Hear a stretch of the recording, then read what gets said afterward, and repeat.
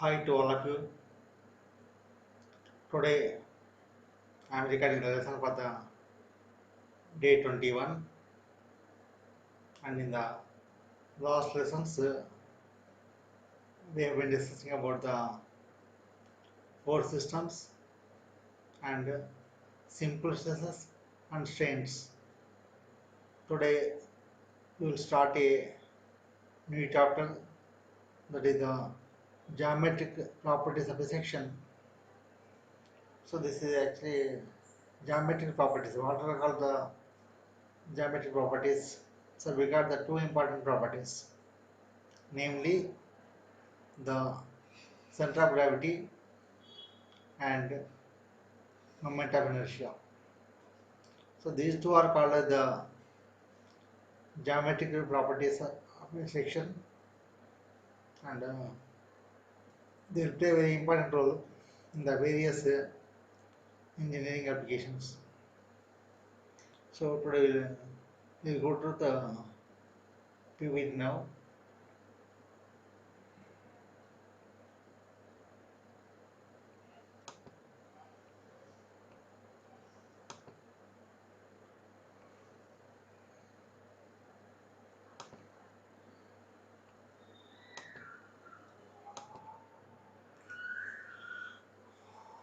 So our chapter is geometric properties section, and today the subtopic is centroid, moment of inertia, and radius of gyration. So here today we are going to discuss about the centroid and definition of centroid, center of gravity, and locating the centroids for plane areas of standard sections or standard shapes. Next, to define the moment of inertia, and also the discussion on the centroid or standard sections. So before we get into the discussion, we will see the pictures. We are oftenly looking into that one. We are oftenly seeing the situations. The first one is a person who is walking on the rope and balancing his weight. The second one is a sports person taking a high jump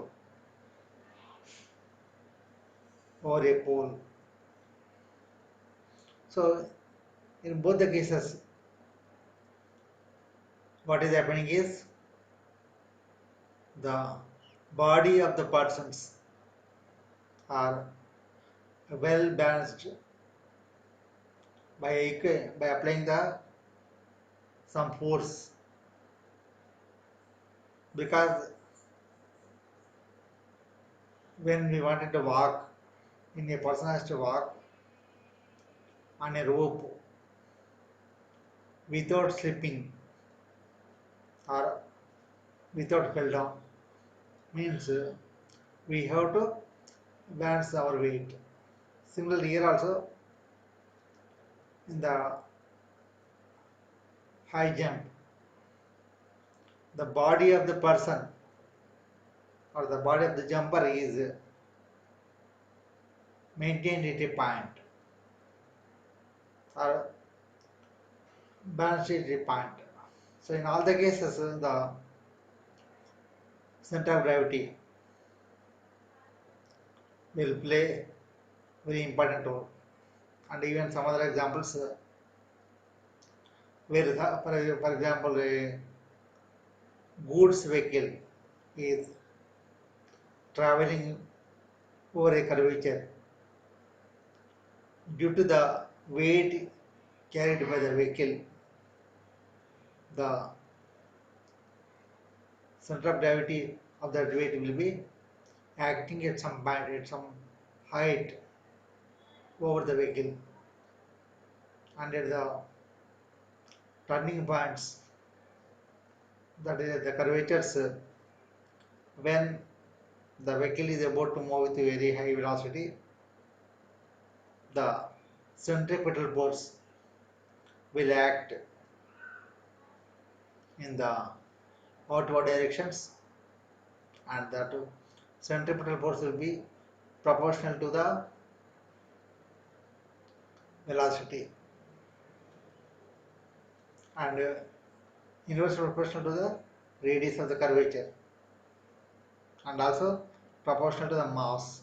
If the mass is more, automatically the centripetal force will be more, and that total force will be acting through a point, that is the center of gravity of that weight. If the weight is having a long height, the height is more, then the height of the center of gravity will be more from the vehicle, from the road. Therefore, when some high force will be acting at some height, then there is a chance for the vehicle to fall down. Therefore, to avoid this, that one, the heavy vehicles are supposed to move at low velocity. Otherwise, there is chance for the falling down during the turning in the curvature. And this center of gravity also will play very important role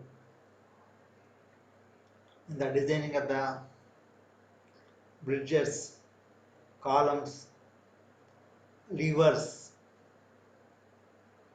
and also in case of the theory of simple bending, the bending force will act at the neutral layer, and that neutral layer will be acting at the centroid or center of gravity. So there also it plays a very important role.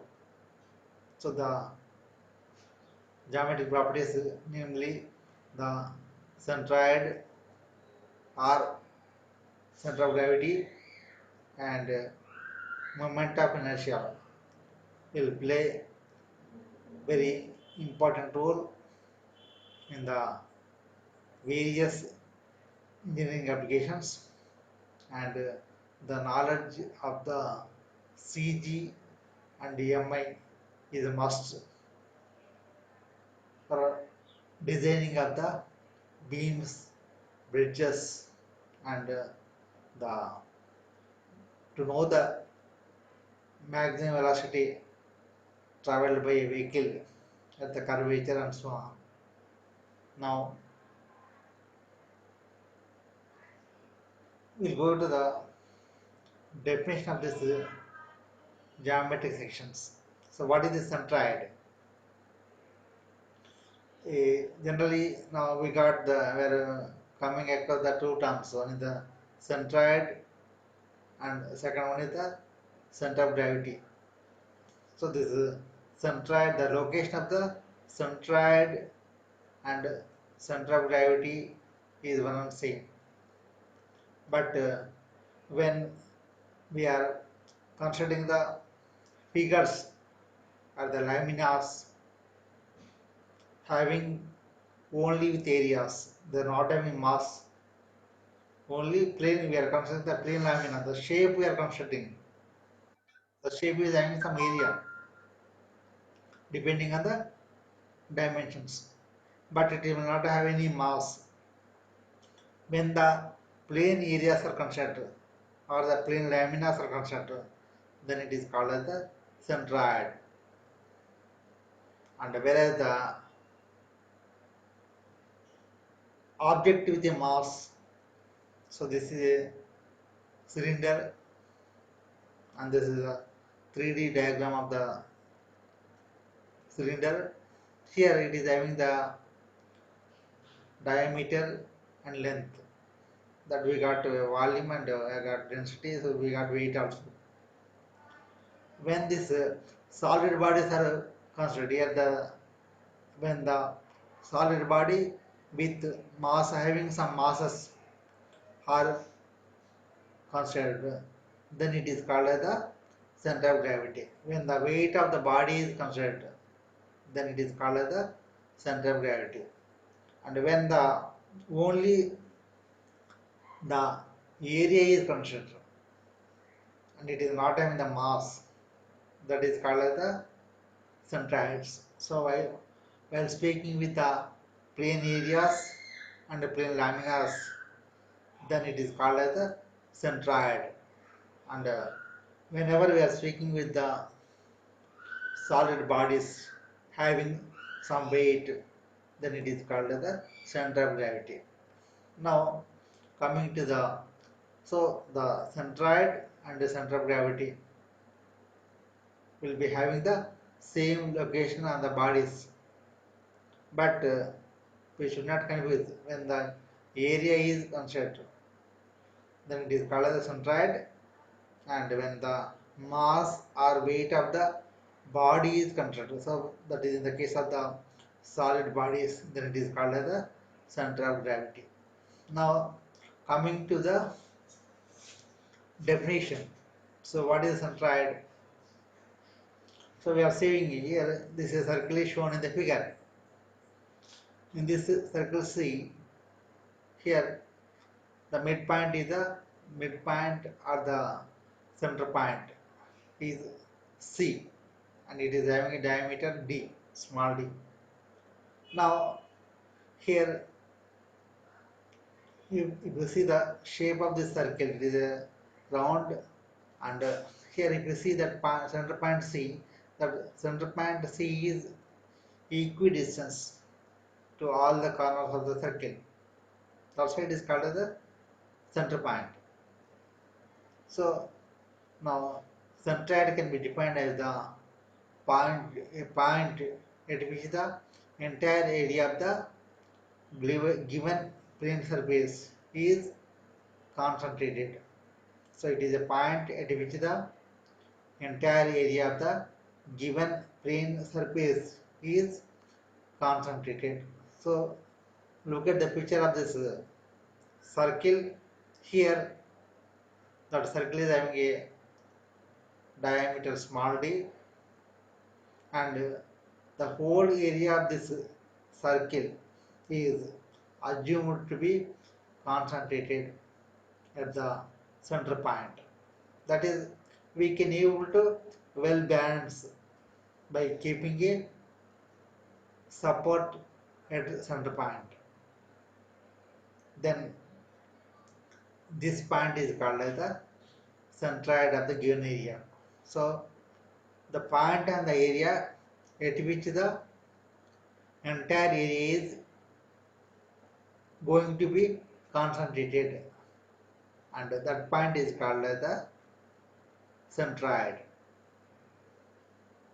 And for this given circle, if you take the coordinates of the center point C, the coordinates are how, so it is a, we are having a diameter d, then the radius is equal to d by 2. So if you take the coordinates, so we have to, in the system, we have to locate the centroid. So that centroid is acting at point C, and that C is located at a distance of d by 2. That is nothing but the radius from the y-axis, that is nothing the x coordinate, and also from the x-axis, that is the y coordinate. So it is acting at point C, and from this figure the C is located. So we have to describe the location of that centroid. So from X, so we generally we have to take the two reference. Always the centroid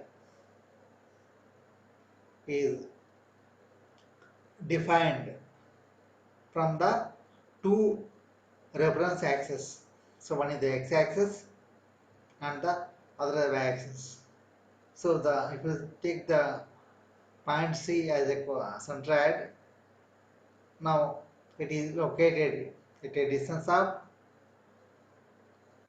d by 2 from the y-axis and also d by 2 from the x-axis. So the distance from the y-axis is called as the x-coordinate, and the distance from the x-axis is called the y-coordinate. So here always the centroid is located and described by the coordinates, that is x-coordinate and y-coordinate. So in this case the coordinates are the d by 2 and d by 2, that is the x bar also equal to d by 2 and y bar also d by 2. Now coming to the definition of the center of gravity. So here also same thing. Only thing is in the previous case we are considering only the area, the plane area of the object or the lamina. But in case of the center of gravity, so that means the center of gravity is defined by the solid object. That means it will have some volume and weight. So center of gravity can be defined as the point on the body at which the entire weight of the body is concentrated. So if you take this figure, that is a solid cylinder having a diameter d and length L. Now you can see the CG is shown in the midpoint, that is midpoint and the length, and also midpoint and the diameter. The point of intersection of the midpoints of the diameter and the length is the center of gravity. So now we will see here the coordinates.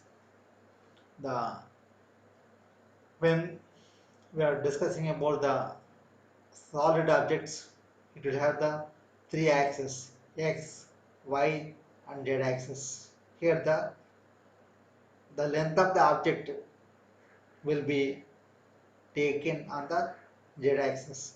So if the z is not considered, then only the area. So only when two coordinates or the 2D picture is considered, only that will become the area, and when the 3D picture is considered, then with xyz axis, then it is called as the center of gravity. So the coordinates for the center of gravity x, y, z are nothing but the d by 2, d by 2 and L by 2.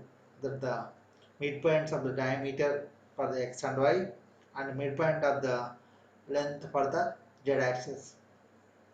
So center of gravity can be defined as the point on the body at which the entire weight of the body is concentrated. So we are assuming that the weight of the body is concentrated at some point, and that point is called as the center of gravity. Now the moment of inertia. So here a plane lamina, again we are consider the blue color shape, some area, it is having some shape, and it is having some area. Now we have taken the only, because it is area at the lamina, it is a plane figure having only x and y axis. So we have taken the some x and y plane, that is xy, that is the two reference axes, and we are assuming that the centroid of this area is lying at the point C on the area. So that point C is it is distance of y from x-axis. That is y coordinate is y from x-axis, and also it is distance of x from the y-axis. So actually it is not required here, that's why it is not shown, but we can also assume that it is acting at a distance of x from the y-axis, that is the x coordinate, and we can define the moment of inertia like this. The moment of inertia mi about any axis for a given section is defined as the product of the area multiplied by the square of the vertical distance between that axis and its centroid. The units are the remember to the power of 4. So because it is only area. So here the moment of inertia, in this case it is the moment of area. So this moment of area is nothing but the product of the area and square of the distance between the centroid and that axis. So generally the moment of inertia is always defined with respect to some axis. So we take the generally x and y axis. So we can define the mi about x axis or mi about the y axis. Now here we have defined the moment of inertia of the given area about the x axis. So it is so always we should remember that one of the important thing is that always the moment of inertia is defined with reference to the some axis. Similarly, the centroid also located or defined with reference to some axis. So first of all, we have to define the reference axis, and accordingly we have to locate the CG, and we can define the moment of inertia about the either of the axis, about x-axis or y-axis. So here the moment of inertia is nothing but the summation of all the areas. Suppose the body is having a small areas of number of elements, then the algebraic sum of the areas multiplied with the square of the distance between the centroid of that areas and the reference axis is called as the moment of inertia. And here the moment of inertia about the x-axis, that is mi about xx, that is nothing but the mi with suffix of xx, mi xx is equal to, that is also denoted with the letter I. The moment of inertia is always denoted with the letter capital I. So Ixx is equal to integration of the dA into y square. Here dA is called as the area and y is called as the distance between the centroid and the reference axis. So dA into y square. So the area multiplied with the square of the distance is called as the moment of inertia.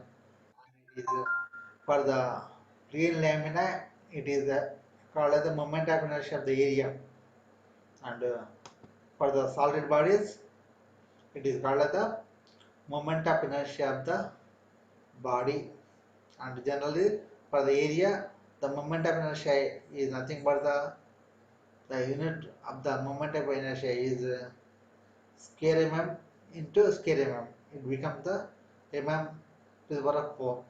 And in case of the solid bodies, then it is called a mass moment of inertia.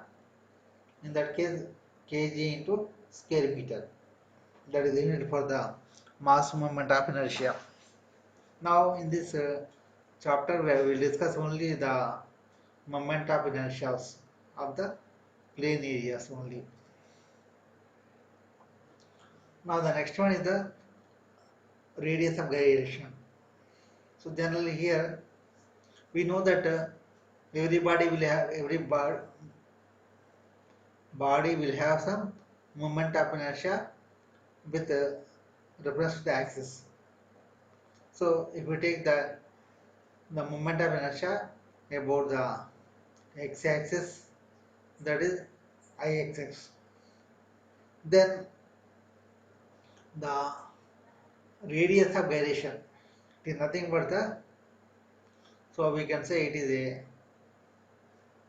a point on the area or the distance from the given reference axis at which the total area is assumed to be concentrated, and that distance is called the radius of gyration.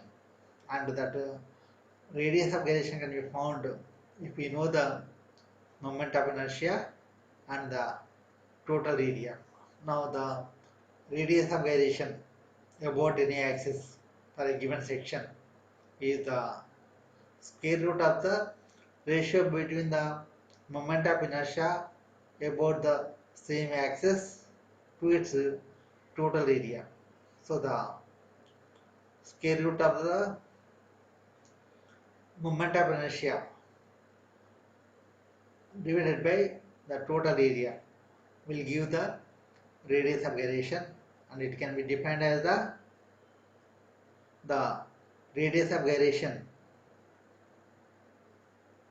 of any section is the square root of the ratio between the moment of inertia of that body about the same axis to its total area. And this is nothing but the distance, and it is measured in millimeters. And the equation for the radius of gyration, so generally it is denoted with the k. So, and we can have the radius of gyration about xx, and also radius of gyration about the yy, that is about x-axis and about y-axis. So in this case, the radius of gyration with reference to the x-axis, kxx is equal to ixx by a under root. So kx is equal to square root of I by a. If it is, that is the general formula. If kx is equal to ix, we have to take, and ky by y is equal to I by y we have to take. So k is equal to under root of I by a. And if you see the sum of the standard sections, generally we will come across the following standard sections in the engineering field. They are circle, square, rectangle, and triangle. So in all the figures we have shown the centroid by a dot, black dot. So that if you see the dot is acting at the midpoint here. In first three cases you take the midpoint is located for the circle, for the square, and for the rectangle at the midpoints of the medians or midpoints from the both sides. And for the triangle also, it is the point of intersection of the medians. Median is nothing but the what? The line joining of the midpoints from the opposite corners, from the what? Opposite vertices. The line joining of the midpoints of sides from the opposite vertices. So that point is called as the CG, and so in this case, so the CG will be acting at the point shown in the standard sections, because if you take any shape in the engineering field, the shape is having a combination of maybe one of the standard figure, or maybe more than the one of the standard figure shown here. So it is a common. If we know the centroid of the standard sections, then we can apply the principle and we can able to find out the centroid of the actual shape.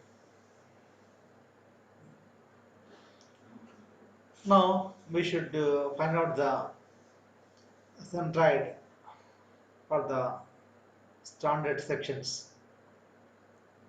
So for the circle, so for the first one is the circle.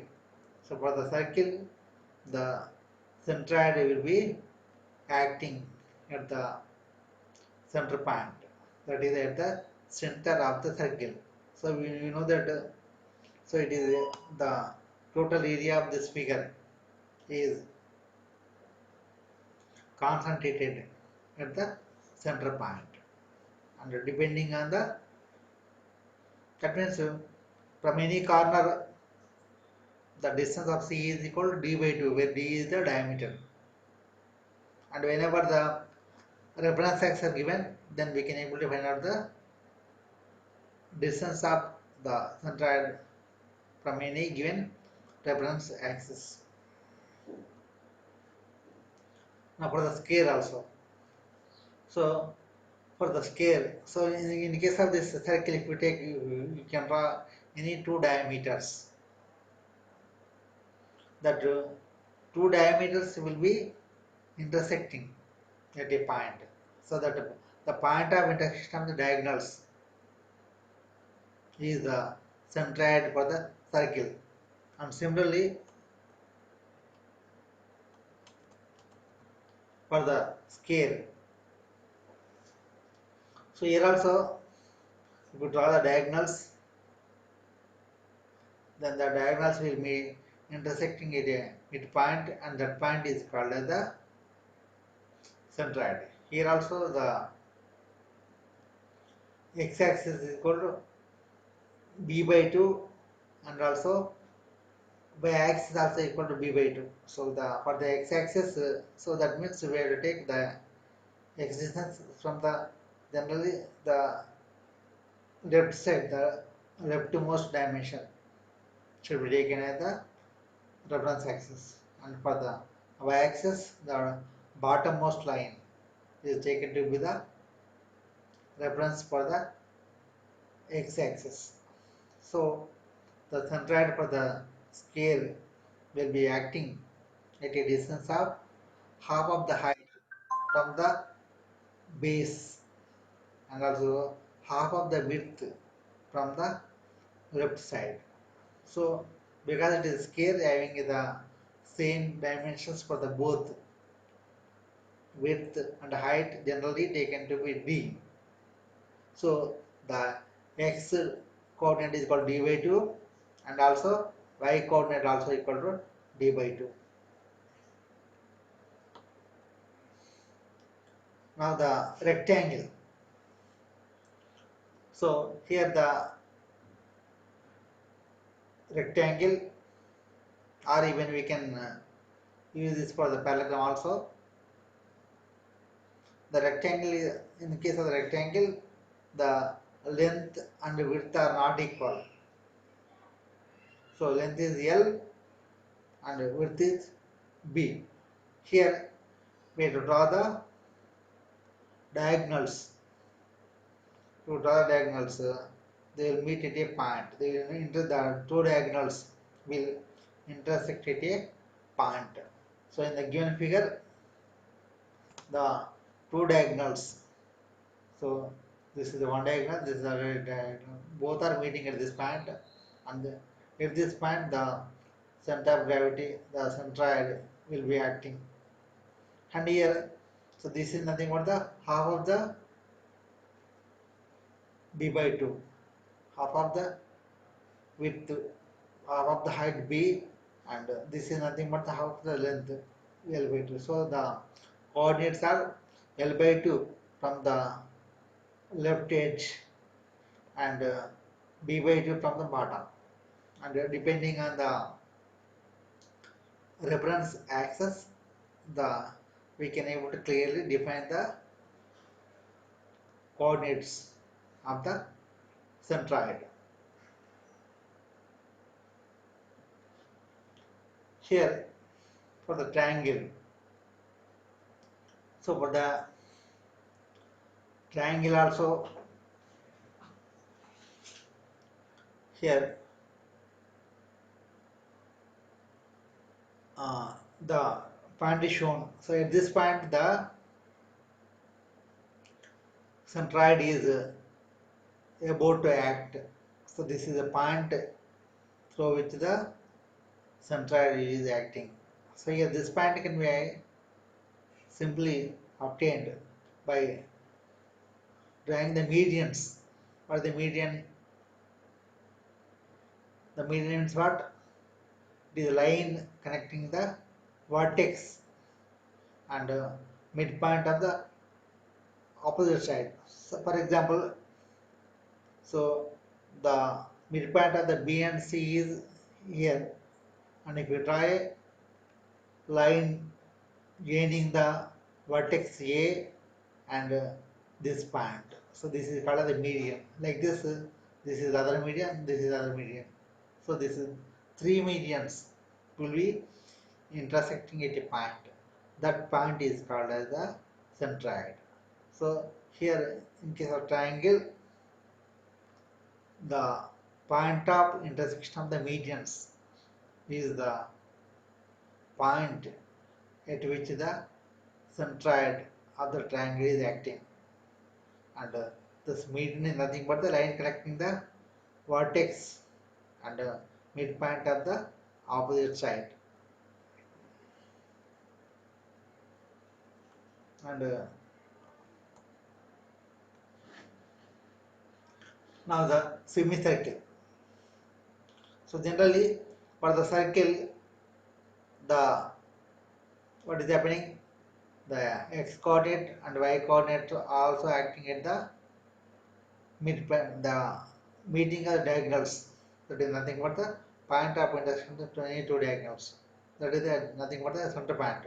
But when you come to the semicircle, here what is happening is the again the semicircle, for the semicircle again the centroid is shifting. It is shifted to some distance. So here first of all, so here one more thing we have to discuss here. The that point is called as the axis of symmetry. For example, if you take the circle, here the x-axis also dividing the given figure into two equal halves.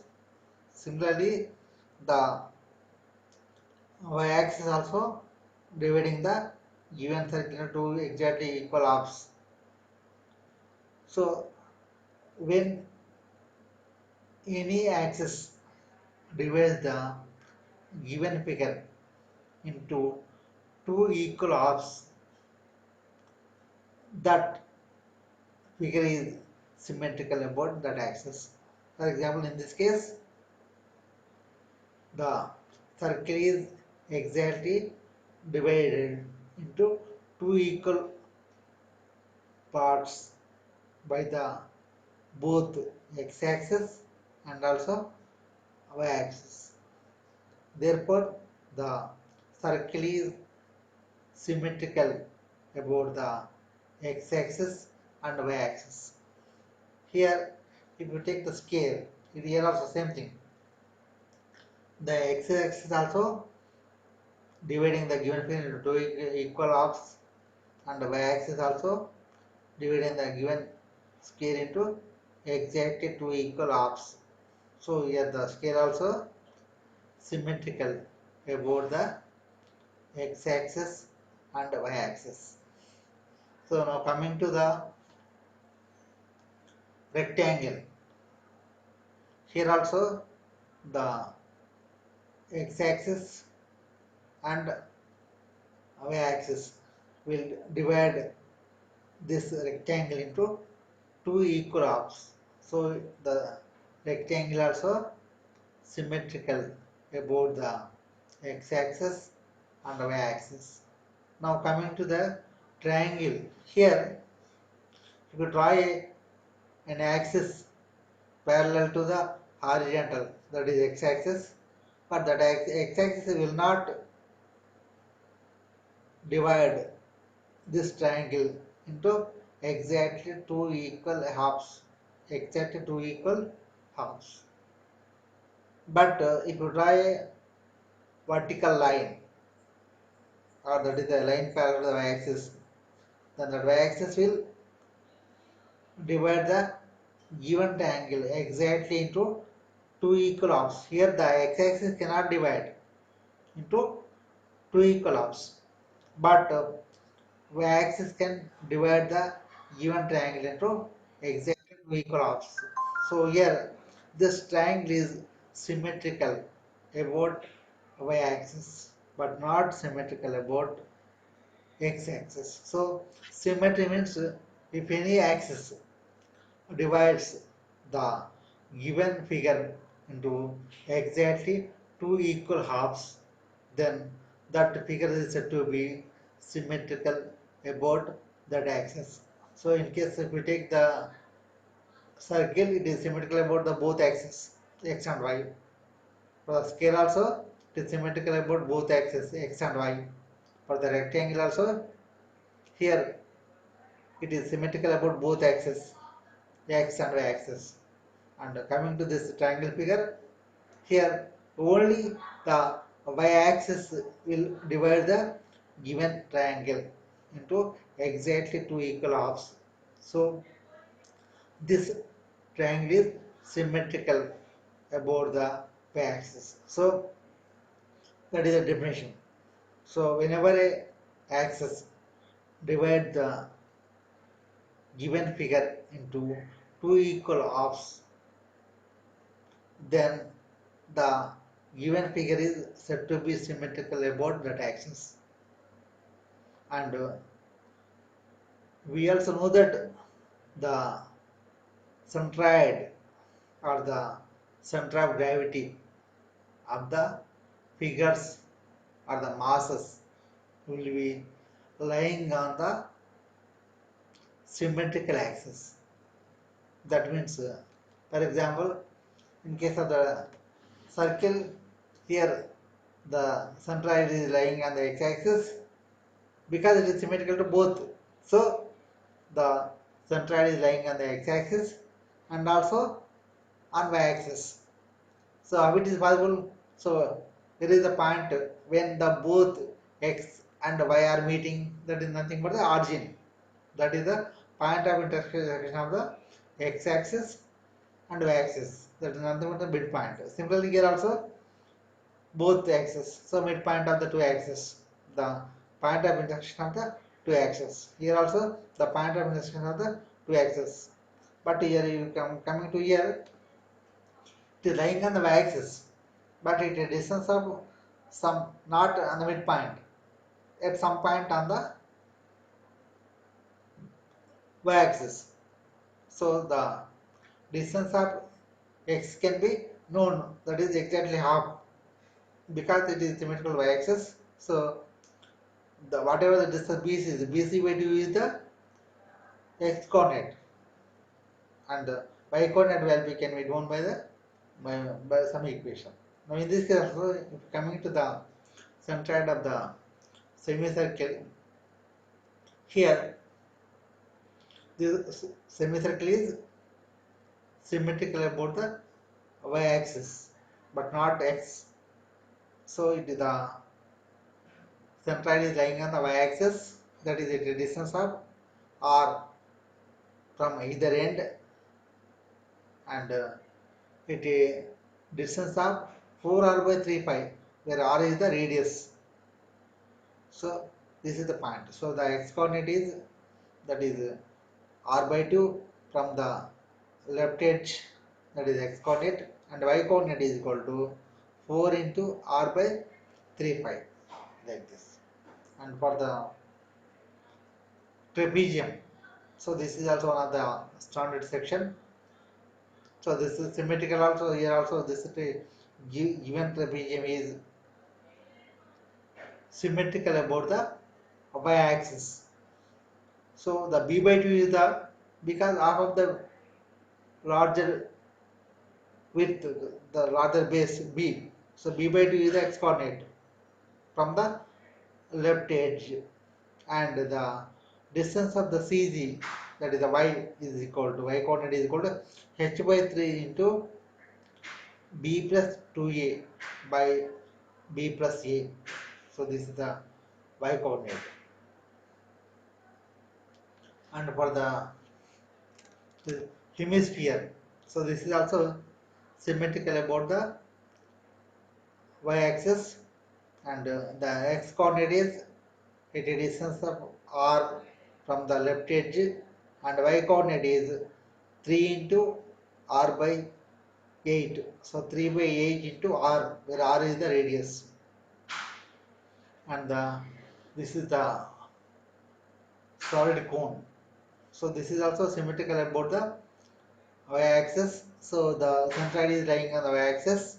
So the x coordinate is equal to the half of the radius from the left edge, and the y-axis, that is the y coordinate, is equal to at a distance of h by 4 from the base, where h is the height of the cone.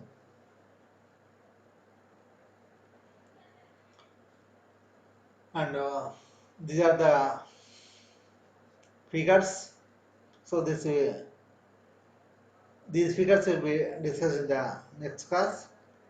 And now, so far we have discussed about the centroid, center of gravity, and the moment of inertia, and the radius of gyration. So the centroid is nothing but the total area, the point on the area on the figure, or on the lamina, where the total area is about to concentrate, where the total area is acting. The center of gravity means it is the point on the body at which the total mass of the body or total weight of the body is acting. So the centroid is concentrated for the brain areas, and the center of gravity is concentrated for the solid bodies. And the moment of inertia also we have defined, that is nothing but the integration of the a into y square. The I-axis is equal to a into integration of, that is algebraic sum of the a into y square, and the radius of gyration is nothing but the square root of moment of inertia by total area. And we also seen the centroids of some of the standard areas, and remaining part we will discuss in the next class. So